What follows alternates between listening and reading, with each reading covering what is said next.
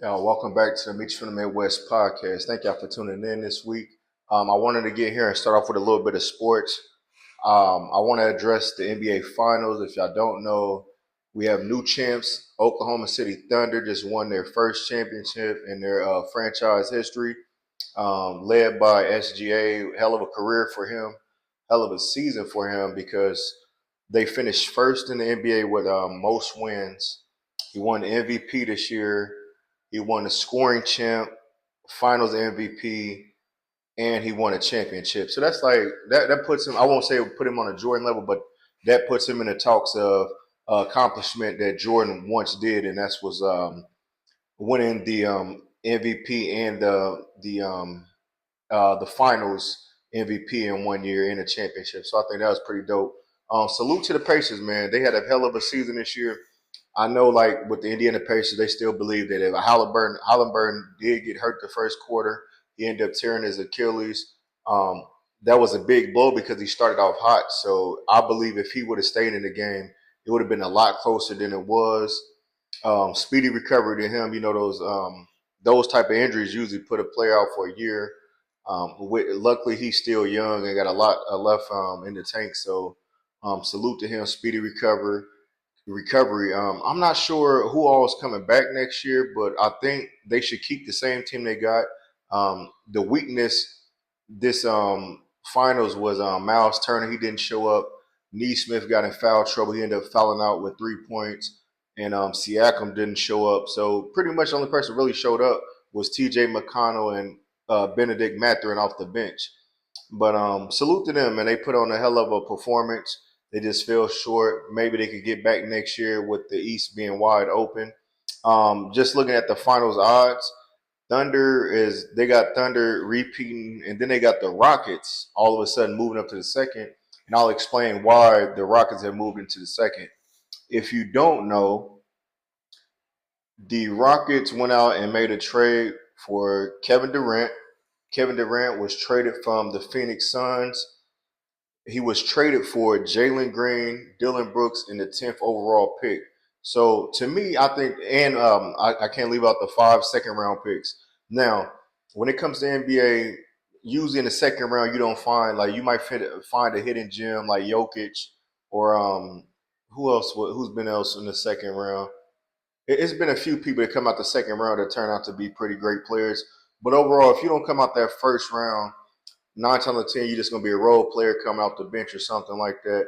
But this is the first trade I would say since Golden State that KD actually didn't have to. They didn't have to give up the whole house for him, meaning they didn't have to give up 4 or 5 starters and a whole bunch of first rounds. This time it was second round picks. So I think this still puts Houston in a great position because they still have Sengun, the young Smith guy. They got Van Pleet. They got who else they got? Van Pleet, Smith. They got a little decent. I say they got a decent bench, but I don't see how this moves them to the second. But well, to the win the West. But we'll see how it all plays out. But salute to KD, man. He just one of those players that won the ball. I know a lot of people say I wouldn't give up a lot for him and stuff. I don't believe they gave up a lot. Like Jalen Green he's a solid player, but what is he gonna do when it gets to the playoff time? He kind of folded this year. He didn't kind of fold. He actually did fold. Um, Dylan Brooks is one of those players that you can really live without. So I don't see the big deal about him. But the number 10 pick, I'm not sure what that was. But overall, I think they'll be an okay team this year. I just don't see them. This definitely pushes the needle. This should get them to at least the second round. But long as KD stay healthy, we'll see how it goes. I'm still rocking with my Lakers, as you know.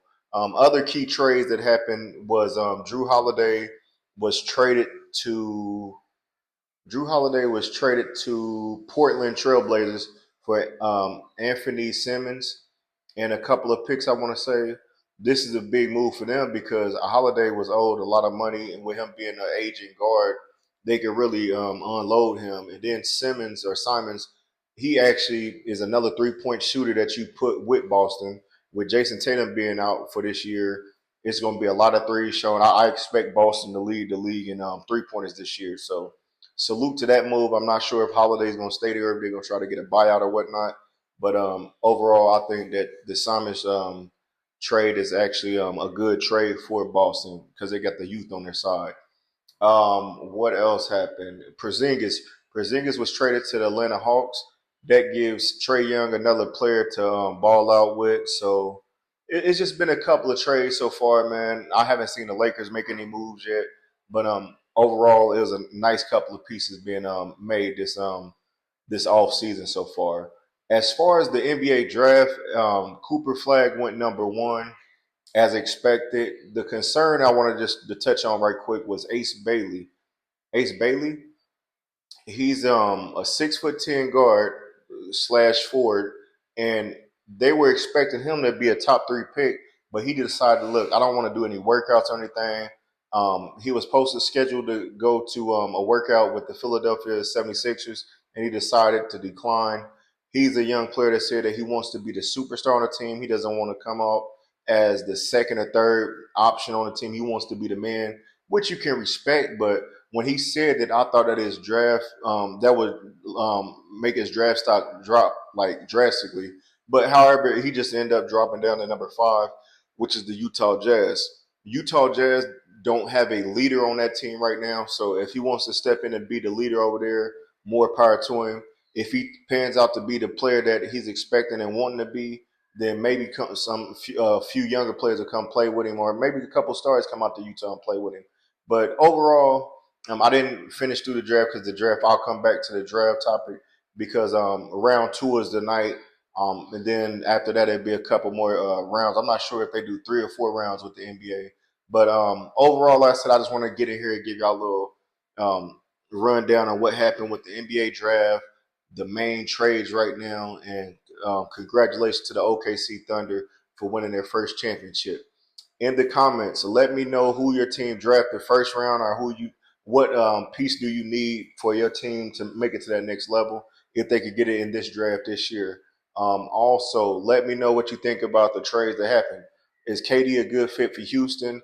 Porzingis, is he a good fit for Atlanta? And Drew Holiday and Simmons, are they good fits for their destination? Thank you for tuning in to the Meet from the Midwest podcast.